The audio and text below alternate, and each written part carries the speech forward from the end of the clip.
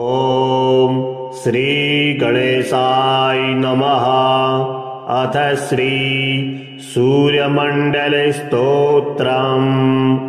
नमः सवित्रे जगदेकचक्षुषे जगत्प्रसूतिस्थितिनाशहेतवे त्रयीमयाय त्रिगुणात्मधारिणे विरञ्चि नारायण शङ्करात्मन्। नमोऽस्तु सूर्याय सहस्ररश्मये सहस्रशाखान्वितसम्भवात्मने सहस्रयोगोद्भवभावभागिने सहस्रसङ्ख्यायुगधारिणे नमः।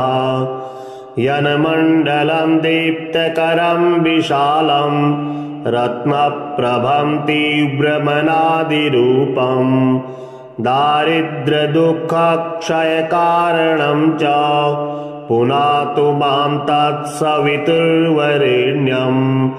यन्मण्डलं देवगणैः सुपूजितं विप्रैस्तुतं भावनमुक्तिकोविदम् तं देवदेवं प्रणमामि सूर्यं पुनातु मां तत्सवितुर्वरेण्यम्। यन्मण्डलं ज्ञानघनं त्वगम्यं त्रैलोक्यपूज्यं त्रिगुणात्मरूपं समस्ततेजोमयदिव्यरूपं पुनातु मां तत्सवितुर्वरेण्यम्। यन्मण्डलं गूढमतिप्रबोधं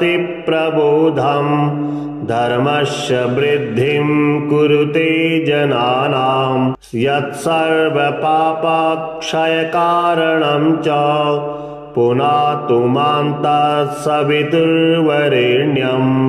यन्मण्डलं व्याधिविनाशदक्षं यदृग्यजुःसामशुसम्प्रगीतं प्रकाशितं येन च भूर्भुवः स्वः पुनातु मां तत्सवितुर्वरेण्यम्। यन्मण्डलं वेदविदो वदन्ति गायन्ति यच्चारणसिद्धिसङ्गा यद्योगिनो योगजुषां च सङ्गाः पुनातु मां तत्सवितुर्वरेण्यम्। यन्मण्डलं सर्वजनैः पूजितं ज्योतिष्य कुर्याद्यह मर्त्यलोके यत्कालकालाद्यमनादिरूपं पुनातु मां तत्सवितुर्वरेण्यम्।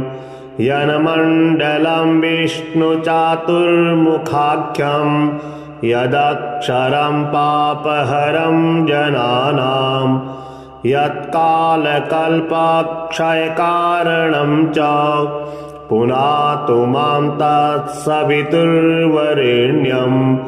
यन्मण्डलं विश्वसृजं प्रसिद्धमुत्पत्तिरक्षाप्रलयप्रगल्भं यस्मिन् जगत्संहरतेऽखिलं च पुनातु मां तत्सवितुर्वरेण्यम्। यन्मण्डलं सर्वगतस्य विष्णो रात्मा परं धाम विशुद्धतत्त्वं सूक्ष्मान्तरैर्योगपथानुगम्यं पुनातु मां तत्सवितुर्वरेण्यम्।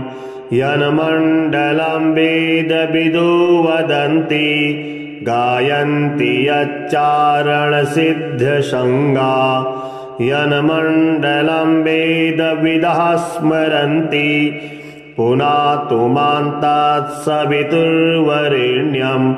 यन्मण्डलं वेदविदोपगीतं यद्योगिनां योगपथानुगम्यं तत्सर्ववेद्यं प्रणमामि सूर्यं पुनातु मां तत्सवितुर्वरेण्यम्। सूर्यमण्डलस्तोत्रं यः पठेत् सततं नरः सर्वपापविशुद्धात्मा सूर्यलोके महीयते।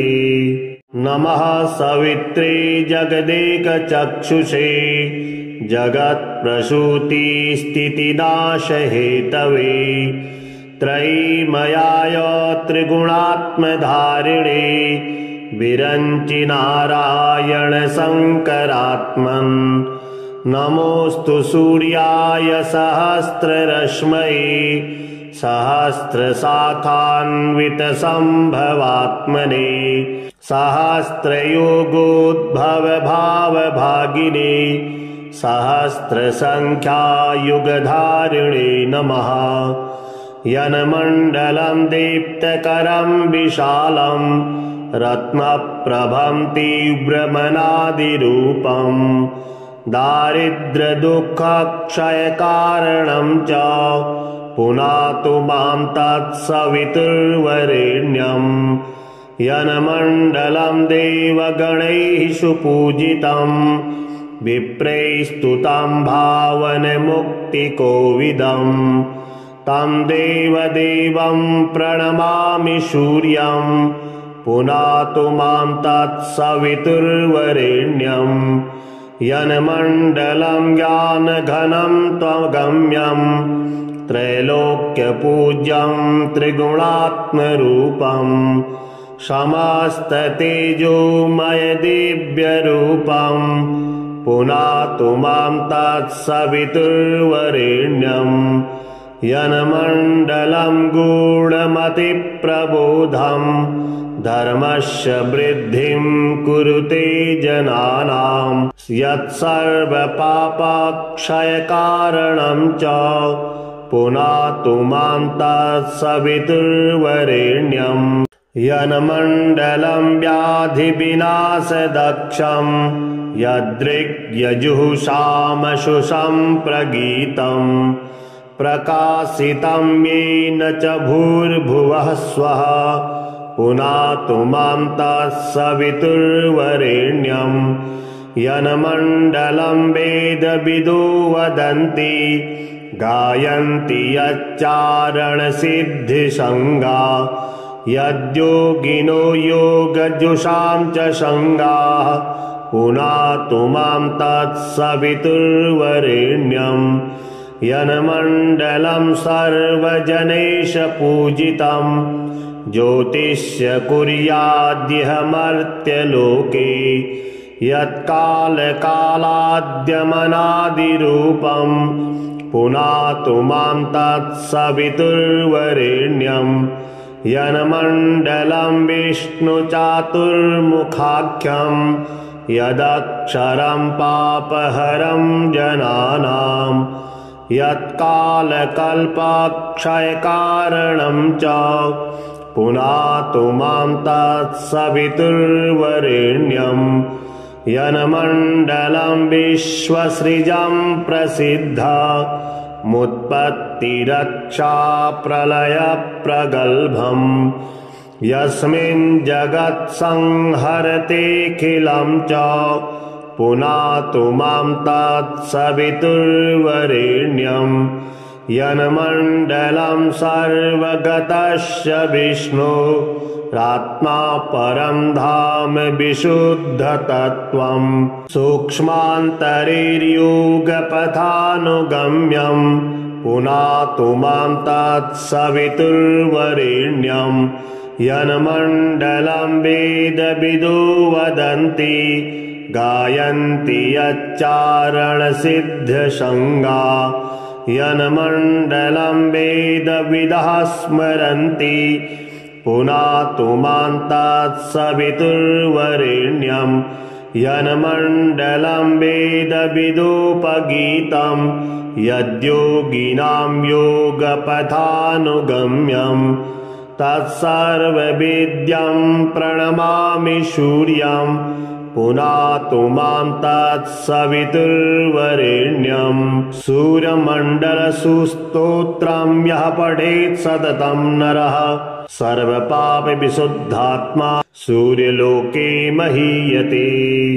नमः सवित्रे जगदेकचक्षुषे जगत्प्रसूतिस्थितिनाशहेतवे त्रयीमयाय त्रिगुणात्मधारिणे विरञ्चि नारायण शङ्करात्मन् नमोऽस्तु सूर्याय सहस्ररश्मये सहस्रशाखान्वितसम्भवात्मने सहस्रयोगोद्भवभावभागिने सहस्रसङ्ख्यायुगधारिणे नमः। यन्मण्डलं दीप्तकरं विशालं रत्नप्रभं तीव्रमनादिरूपं दारिद्र्यदुःखक्षयकारणं च पुनातु मां तत्सवितुर्वरेण्यं। यन्मण्डलं देवगणैः सुपूजितं विप्रैस्तुतं भावनमुक्तिकोविदं तं देवदेवं प्रणमामि सूर्यं पुनातु मां तत्सवितुर्वरेण्यं।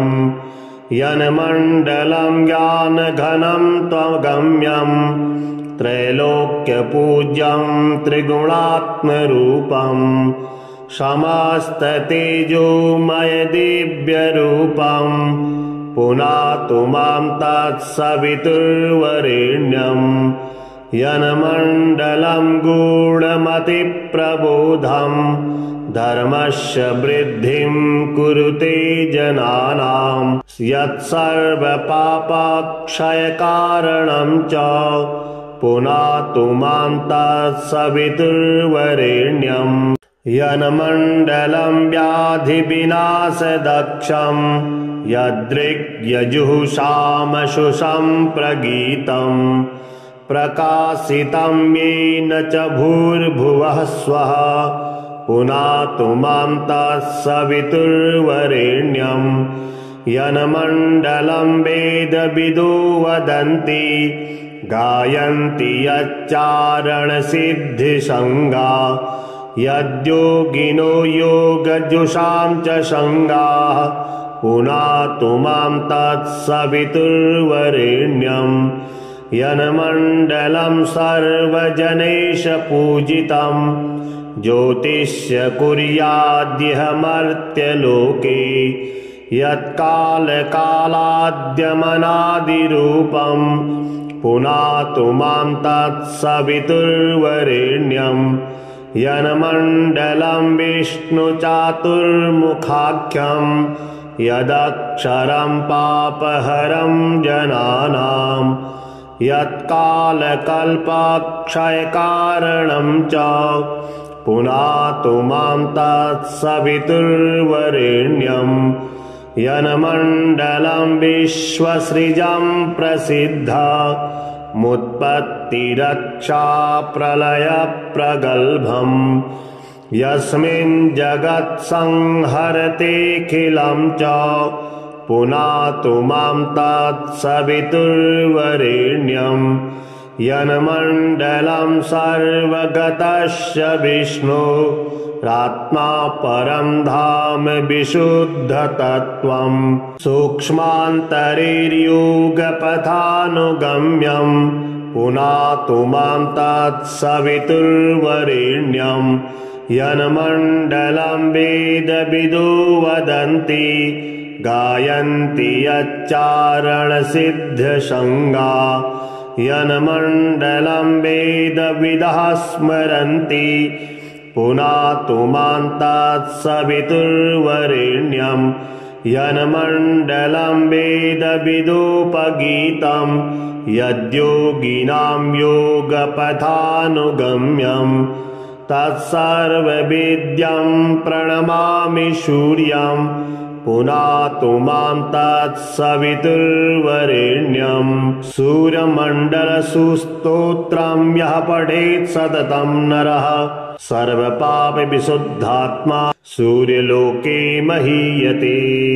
नमः सवित्रे जगदेकचक्षुषे जगत्प्रसूतिस्थितिनाशहेतवे त्रयीमयाय त्रिगुणात्मधारिणे विरञ्चि नारायण शङ्करात्मन् नमोऽस्तु सूर्याय सहस्ररश्मये सहस्रशाखान्वितसम्भवात्मने सहस्रयोगोद्भवभावभागिने सहस्रसङ्ख्यायुगधारिणे नमः।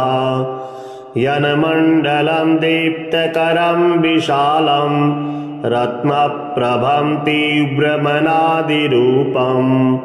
दारिद्र्यदुःखक्षयकारणं च पुनातु मां तत्सवितुर्वरेण्यं। यन्मण्डलं देवगणैः सुपूजितं विप्रैस्तुतं भावनमुक्तिकोविदं तं देवदेवं प्रणमामि सूर्यं पुनातु मां तत्सवितुर्वरेण्यं। यन्मण्डलं ज्ञानघनं त्वगम्यं त्रैलोक्यपूज्यं त्रिगुणात्मरूपं समस्ततेजोमयदिव्यरूपं पुनातु मां तत्सवितुर्वरेण्यं। यन्मण्डलं गूढमतिप्रबोधं धर्मस्य वृद्धिं कुरुते जनानां यत्सर्वपापक्षयकारणं च पुनातु मां तत्सवितुर्वरेण्यं। यन्मण्डलं व्याधिविनाशदक्षं यदृग्यजुषामशुषं प्रगीतं प्रकाशितं येन च भूर्भुवः स्वः पुनातु मां तत्सवितुर्वरेण्यं। यन्मण्डलं वेदविदो वदन्ति गायन्ति यच्चारणसिद्धिसङ्गा यद्योगिनो योगजुषां च सङ्गाः पुनातु मां तत्सवितुर्वरेण्यं। यन्मण्डलं सर्वजनेश पूजितं ज्योतिष्य कुर्याद्यह मर्त्यलोके यत्कालकालाद्यमनादिरूपं पुनातु मां तत्सवितुर्वरेण्यं। यन्मण्डलं विष्णुचातुर्मुखाख्यं यदक्षरं पापहरं जनानां यत्कालकल्पक्षयकारणं च पुनातु मां तत्सवितुर्वरेण्यं। यन्मण्डलं विश्वसृजं प्रसिद्धा मुत्पत्तिरक्षा प्रलयप्रगल्भं यस्मिन् जगत्संहरतेऽखिलं च पुनातु मां तत्सवितुर्वरेण्यं।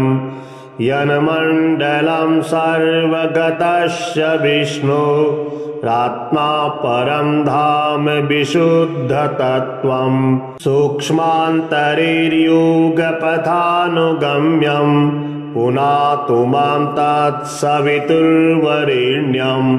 यन्मण्डलं वेदविदो वदन्ति गायन्ति यच्चारणसिद्धिसङ्गा यन्मण्डलं वेदविदः स्मरन्ति पुनातु मां तत्सवितुर्वरेण्यं। यन्मण्डलं वेदविदोपगीतं यद्योगिनां योगपथानुगम्यं तत्सर्ववेद्यं प्रणमामि सूर्यं पुनातु मां तत्सवितुर्वरेण्यं। सूर्यमण्डलस्तोत्रं यः पठेत् सततं नरः सर्वपापविशुद्धात्मा सूर्यलोके महीयते।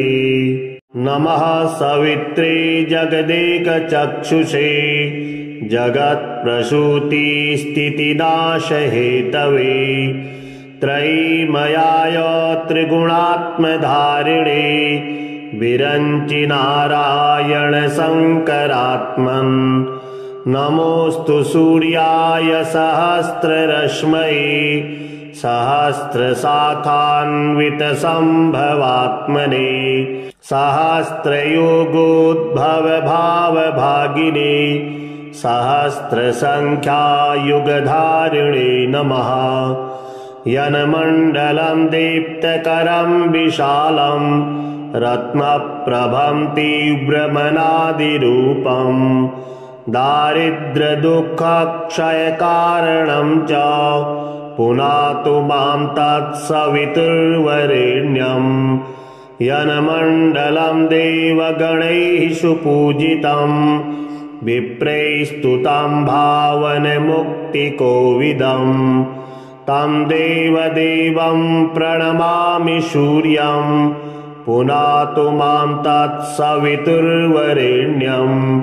यन्मण्डलं ज्ञानघनं त्वगम्यं त्रैलोक्यपूज्यं त्रिगुणात्मरूपं समस्ततेजोमयदिव्यरूपं पुनातु मां तत्सवितुर्वरेण्यं।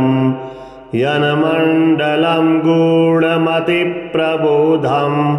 धर्मस्य वृद्धिं कुरुते जनानां यत्सर्वपापक्षयकारणं च पुनातु मां तत्सवितुर्वरेण्यं।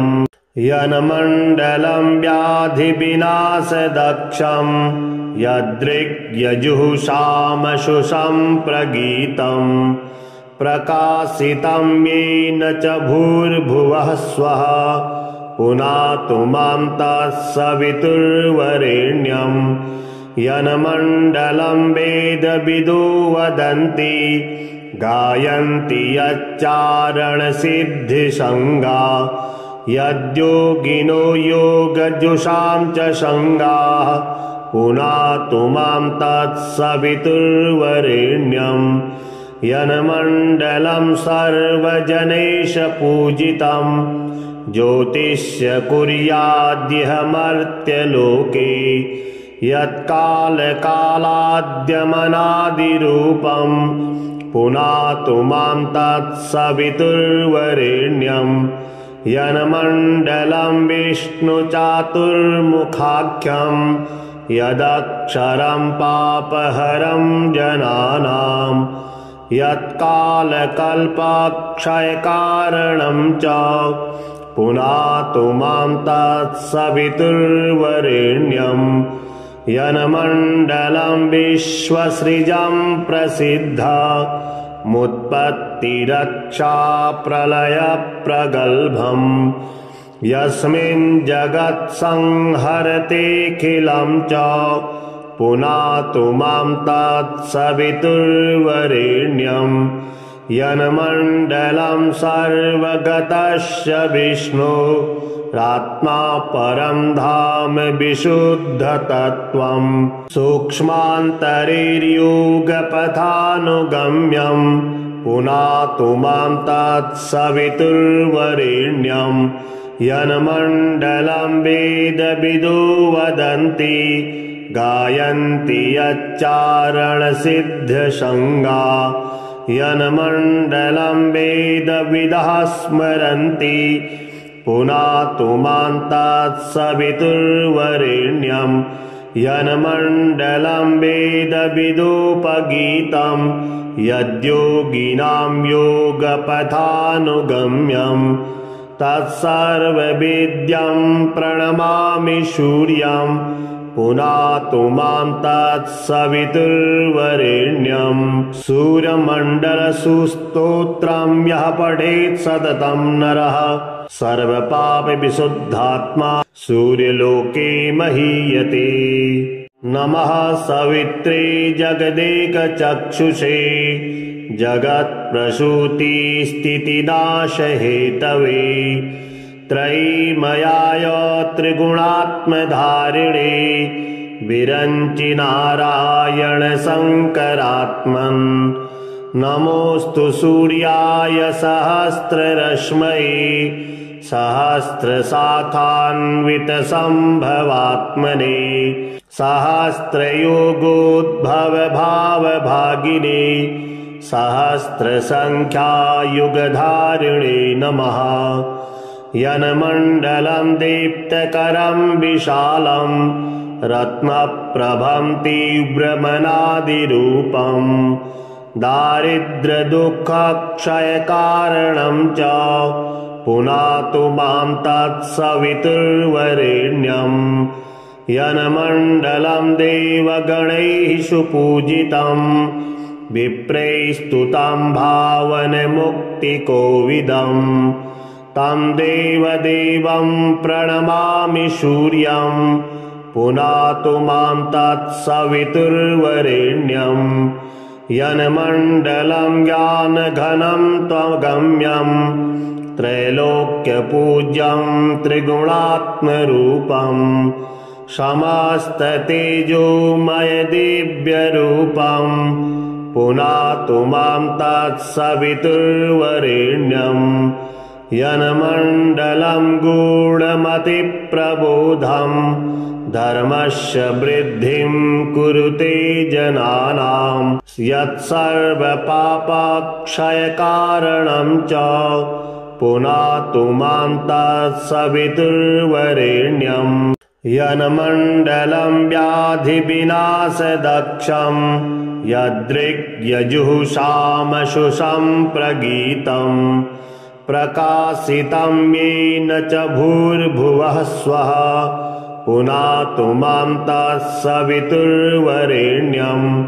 यन्मण्डलं वेदविदो वदन्ति गायन्ति यच्चारणसिद्धिसङ्गा यद्योगिनो योगजुषां च सङ्गाः पुनातु मां तत्सवितुर्वरेण्यं।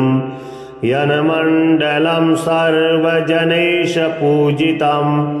ज्योतिष्य कुर्याद्यह मर्त्यलोके यत्कालकालाद्यमनादिरूपं पुनातु मां तत्सवितुर्वरेण्यं। यन्मण्डलं विष्णुचातुर्मुखाख्यं यदक्षरं पापहरं जनानां यत्कालकल्पक्षयकारणं च पुनातु मां तत्सवितुर्वरेण्यं। यन्मण्डलं विश्वसृजं प्रसिद्धमुत्पत्तिरक्षाप्रलयप्रगल्भं यस्मिन् जगत्संहरतेऽखिलं च पुनातु मां तत्सवितुर्वरेण्यं। यन्मण्डलं सर्वगतस्य विष्णुरात्मा परं धाम विशुद्धतत्त्वं सूक्ष्मान्तरैर्योगपथानुगम्यं पुनातु मां तत्सवितुर्वरेण्यं। यन्मण्डलं वेदविदो वदन्ति गायन्ति यच्चारणसिद्धिसङ्गा यन्मण्डलं वेदविदः स्मरन्ति पुनातु मां तत्सवितुर्वरेण्यं। यन्मण्डलं वेदविदोपगीतं यद्योगिनां योगपथानुगम्यं तत्सर्ववेद्यं प्रणमामि सूर्यं पुनातु मां तत्सवितुर्वरेण्यं। सूर्यमण्डलसुस्तोत्रं यः पठेत् सततं नरः सर्वपापविशुद्धात्मा सूर्यलोके महीयते। नमः सवित्रे जगदेकचक्षुषे जगत्प्रसूतिस्थितिनाशहेतवे त्रयीमयाय त्रिगुणात्मधारिणे विरञ्चि नारायण शङ्करात्मन्। नमोऽस्तु सूर्याय सहस्ररश्मये सहस्रशाखान्वितसम्भवात्मने सहस्रयोगोद्भवभावभागिने सहस्रसङ्ख्यायुगधारिणे नमः। यन्मण्डलं दीप्तकरं विशालं रत्नप्रभं तीव्रमनादिरूपं दारिद्र्यदुःखक्षयकारणं च पुनातु मां तत्सवितुर्वरेण्यं यन्मण्डलं देवगणैः सुपूजितं विप्रैस्तुतं भावनमुक्तिकोविदं तं देवदेवं प्रणमामि सूर्यं पुनातु मां तत्सवितुर्वरेण्यं यन्मण्डलं ज्ञानघनं त्वगम्यं त्रैलोक्यपूज्यं त्रिगुणात्मरूपं समस्ततेजोमयदिव्यरूपं पुनातु मां तत्सवितुर्वरेण्यं यन्मण्डलं गूढमतिप्रबोधं धर्मस्य वृद्धिं कुरुते जनानां यत्सर्वपापक्षयकारणं च पुनातु मां तत्सवितुर्वरेण्यं यन्मण्डलं व्याधिविनाशदक्षं यदृग्यजुषामशुषं प्रकाशितं येन च भूर्भुवः स्वः पुनातु मां तत्सवितुर्वरेण्यं यन्मण्डलं वेदविदो वदन्ति गायन्ति यच्चारणसिद्धिसङ्गा यद्योगिनो योगजुषां च सङ्गाः पुनातु मां तत्सवितुर्वरेण्यं यन्मण्डलं सर्वजनैशपूजितं ज्योतिष्य कुर्याद्यह मर्त्यलोके यत्कालकालाद्यमनादिरूपं पुनातु मां तत्सवितुर्वरेण्यं यन्मण्डलं विष्णुचातुर्मुखाख्यं यदक्षरं पापहरं जनानां यत्कालकल्पक्षयकारणं च पुनातु मां तत्सवितुर्वरेण्यं यन्मण्डलं विश्वसृजं प्रसिद्धमुत्पत्तिरक्षाप्रलयप्रगल्भं यस्मिन् जगत्संहरतेऽखिलं च पुनातु मां तत्सवितुर्वरेण्यं यन्मण्डलं सर्वगतस्य विष्णोरात्मा परं धाम विशुद्धतत्त्वं सूक्ष्मान्तरैर्योगपथानुगम्यं पुनातु मां तत्सवितुर्वरेण्यं यन्मण्डलं वेदविदो वदन्ति गायन्ति यच्चारणसिद्धसङ्गा यन्मण्डलं वेदविदः स्मरन्ति पुनातु मां तत्सवितुर्वरेण्यं यन्मण्डलं वेदविदोपगीतं यद्योगिनां योगपथानुगम्यं तत्सर्ववेद्यं प्रणमामि सूर्यं पुनातु मां तत्सवितुर्वरेण्यं सूर्यमण्डलसुस्तोत्रं यः पठेत् सततं नरः सर्वपापविशुद्धात्मा सूर्यलोके महीयते। नमः सवित्रे जगदेकचक्षुषे जगत्प्रसूतिस्थितिनाशहेतवे त्रयीमयाय त्रिगुणात्मधारिणे विरञ्चि नारायण शङ्करात्मन् नमोऽस्तु सूर्याय सहस्ररश्मये सहस्रशाखान्वितसम्भवात्मने सहस्रयोगोद्भवभावभागिने सहस्रसङ्ख्यायुगधारिणे नमः। यन्मण्डलं दीप्तकरं विशालं रत्नप्रभं तीव्रमनादिरूपं दारिद्र्यदुःखक्षयकारणं च पुनातु मां तत्सवितुर्वरेण्यम् यन्मण्डलं देवगणैः सुपूजितं विप्रैस्तुतं भावनमुक्तिकोविदं तं देवदेवं प्रणमामि सूर्यं पुनातु मां तत्सवितुर्वरेण्यं यन्मण्डलं ज्ञानघनं त्वगम्यं त्रैलोक्यपूज्यं त्रिगुणात्मरूपं समस्ततेजोमयदिव्यरूपं पुनातु मां तत्सवितुर्वरेण्यं यन्मण्डलं गूढमतिप्रबोधं धर्मस्य वृद्धिं कुरुते जनानां यत्सर्वपापक्षयकारणं च पुनातु मां तत्सवितुर्वरेण्यं यन्मण्डलं व्याधिविनाशदक्षं यदृग्यजुषामशुषं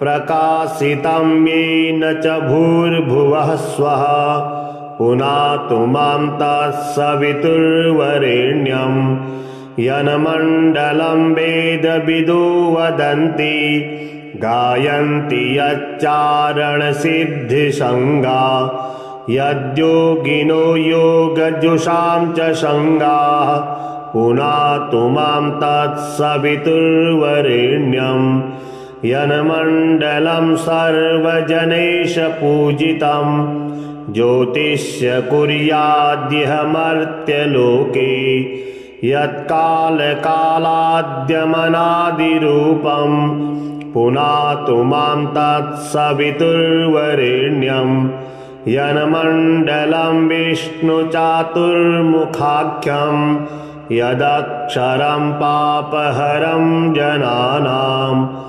यत्कालकल्पक्षयकारणं च पुनातु मां तत्सवितुर्वरेण्यं यन्मण्डलं विश्वसृजं प्रसिद्धमुत्पत्तिरक्षाप्रलयप्रगल्भं यस्मिन् जगत्संहरतेऽखिलं च पुनातु मां तत्सवितुर्वरेण्यं यन्मण्डलं सर्वगतस्य विष्णुरात्मा परं धाम विशुद्धतत्त्वं सूक्ष्मान्तरैर्योगपथानुगम्यं पुनातु मां तत्सवितुर्वरेण्यं यन्मण्डलं वेदविदो वदन्ति गायन्ति यच्चारणसिद्धसङ्गा यन्मण्डलं वेदविदः स्मरन्ति पुनातु मां तत्सवितुर्वरेण्यं यन्मण्डलं वेदविदोपगीतं यद्योगिनां योगपथानुगम्यं तत्सर्ववेद्यं प्रणमामि सूर्यं पुनातु मां तत्सवितुर्वरेण्यं सूर्यमण्डलसुस्तोत्रं यः पठेत् सततं नरः सर्वपापविशुद्धात्मा सूर्यलोके महीयते। नमः सवित्रे जगदेकचक्षुषे जगत्प्रसूतिस्थितिनाशहेतवे त्रयीमयाय त्रिगुणात्मधारिणे विरञ्चि नारायण शङ्करात्मन् नमोऽस्तु सूर्याय सहस्ररश्मये सहस्रशाखान्वितसम्भवात्मने सहस्रयोगोद्भवभावभागिने सहस्रसङ्ख्यायुगधारिणे नमः। यन्मण्डलं दीप्तकरं विशालं रत्नप्रभं तीव्रमनादिरूपं दारिद्र्यदुःखक्षयकारणं च पुनातु मां तत्सवितुर्वरेण्यं यन्मण्डलं देवगणैः सुपूजितं विप्रैस्तुतं भावनमुक्तिकोविदम् तं देवदेवं प्रणमामि सूर्यं पुनातु मां तत्सवितुर्वरेण्यं यन्मण्डलं ज्ञानघनं त्वगम्यं त्रैलोक्यपूज्यं त्रिगुणात्मरूपं समस्ततेजोमयदिव्यरूपं पुनातु मां तत्सवितुर्वरेण्यं यन्मण्डलं गूढमतिप्रबोधं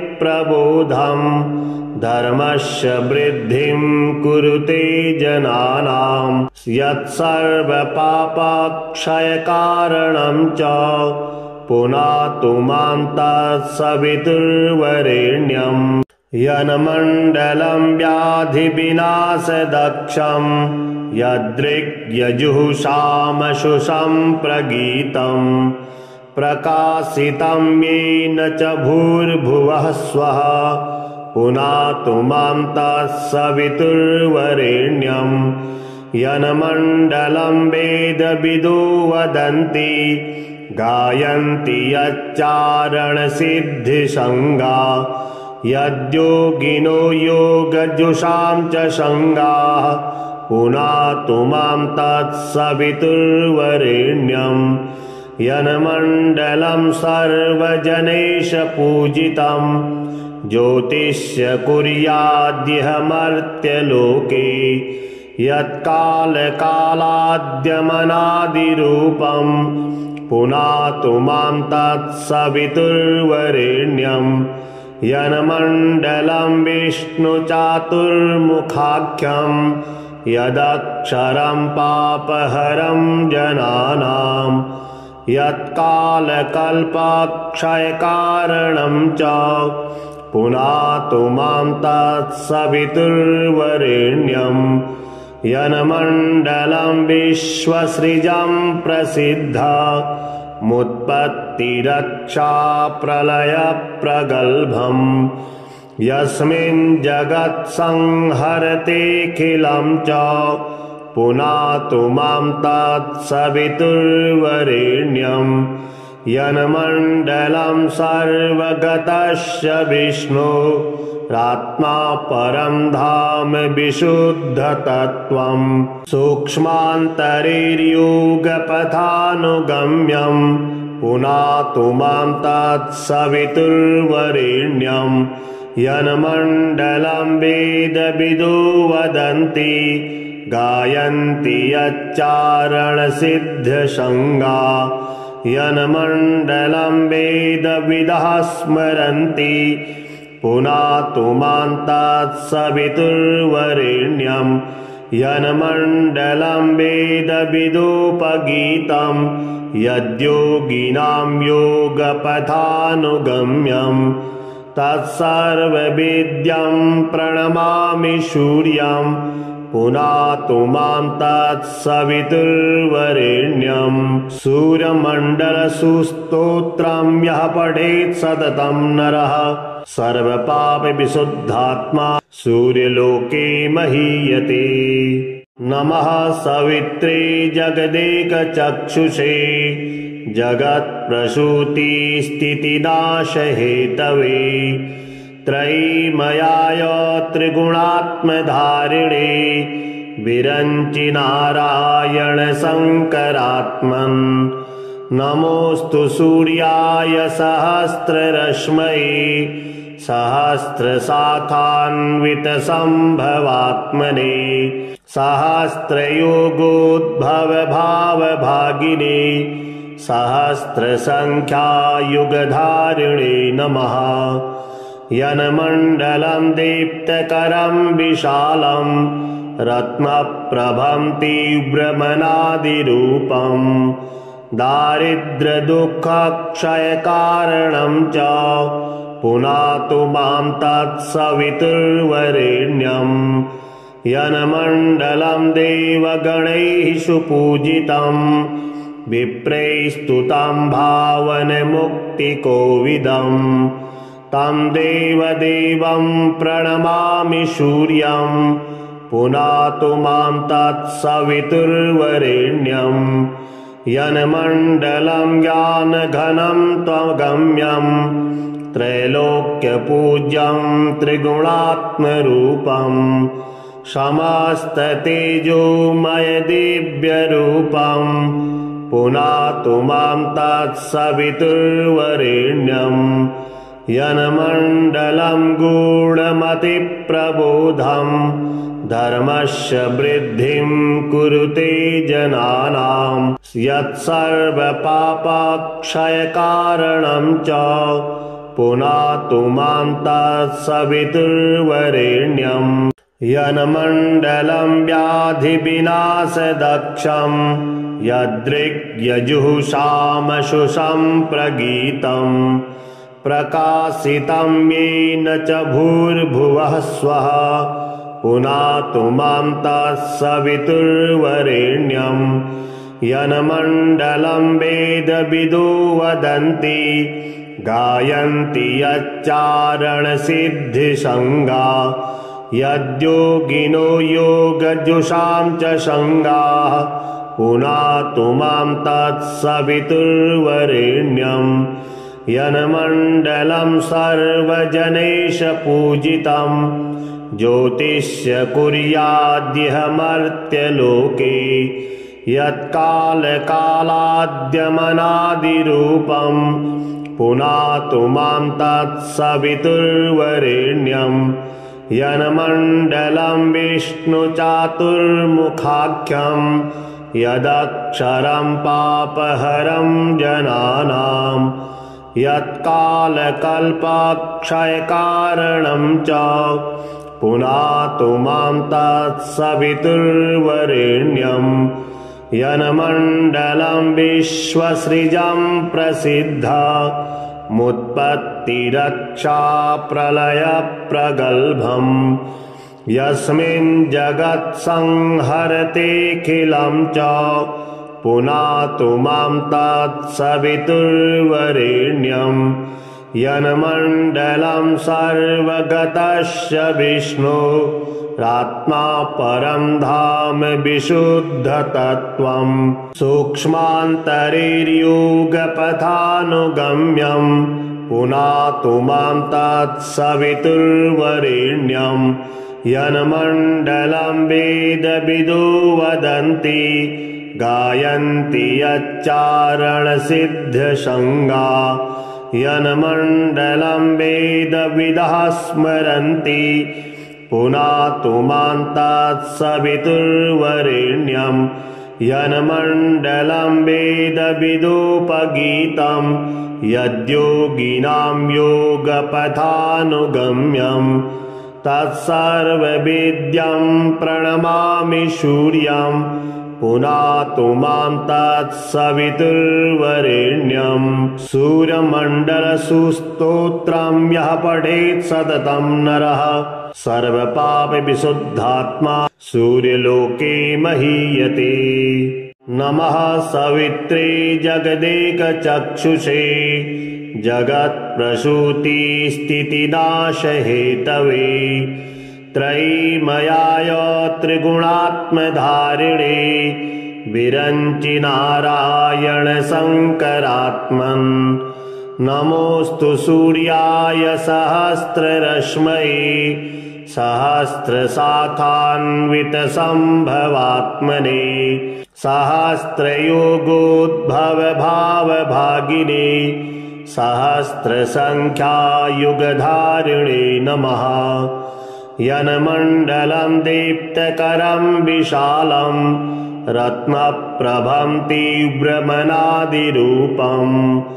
दारिद्र्यदुःखक्षयकारणं च पुनातु मां तत्सवितुर्वरेण्यम् यन्मण्डलं देवगणैः सुपूजितं विप्रैस्तुतं भावनमुक्तिकोविदं तं देवदेवं प्रणमामि सूर्यं पुनातु मां तत्सवितुर्वरेण्यम् यन्मण्डलं ज्ञानघनं त्वगम्यं त्रैलोक्यपूज्यं त्रिगुणात्मरूपं समस्ततेजोमयदिव्यरूपं पुनातु मां तत्सवितुर्वरेण्यं यन्मण्डलं गूढमतिप्रबोधं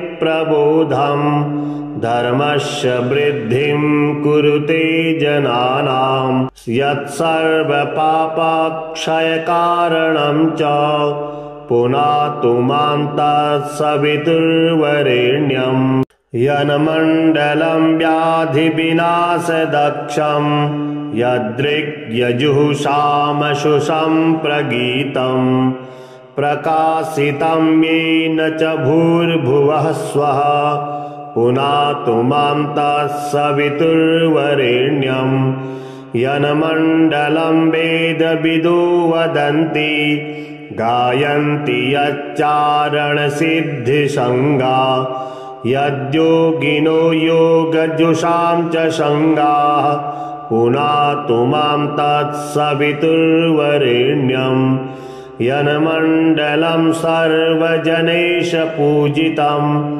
ज्योतिष्य कुर्याद्यह मर्त्यलोके यत्कालकालाद्यमनादिरूपं पुनातु मां तत्सवितुर्वरेण्यं यन्मण्डलं विष्णुचातुर्मुखाख्यं यदक्षरं पापहरं जनानां यत्कालकल्पाक्षयकारणं च पुनातु मां तत्सवितुर्वरेण्यं यन्मण्डलं विश्वसृजं प्रसिद्धमुत्पत्तिरक्षाप्रलयप्रगल्भं यस्मिन् जगत्संहरतेऽखिलं च पुनातु मां तत्सवितुर्वरेण्यं यन्मण्डलं सर्वगतस्य विष्णुरात्मा परं धाम विशुद्धतत्त्वं सूक्ष्मान्तरैर्योगपथानुगम्यं पुनातु मां तत्सवितुर्वरेण्यं यन्मण्डलं वेदविदो वदन्ति गायन्ति यच्चारणसिद्धसङ्गा यन्मण्डलं वेदविदः स्मरन्ति पुनातु मां तत्सवितुर्वरेण्यं यन्मण्डलं वेदविदोपगीतं यद्योगिनां योगपथानुगम्यं तत्सर्ववेद्यं प्रणमामि सूर्यं पुनातु मां तत्सवितुर्वरेण्यं सूर्यमण्डलसुस्तोत्रं यः पठेत् सततं नरः सर्वपापविशुद्धात्मा सूर्यलोके महीयते।